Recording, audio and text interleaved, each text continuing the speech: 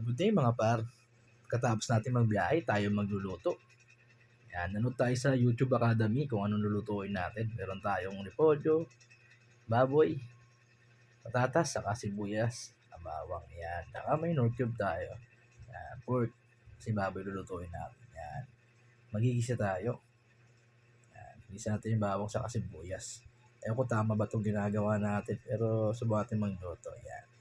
Pag medyo okay na, gisa natin sibuyas, lagyan natin yung baboy natin. Yan, okay. Yan, haluin natin. Yan. Okay. Panggap tayo ng kusinero, kaya di tayo magaling magluto. Yan.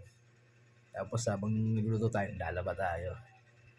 Pag okay na yung isa natin, lagyan natin ng Knorr cube. Yan. Pag nilagyan ng tubig. Yan.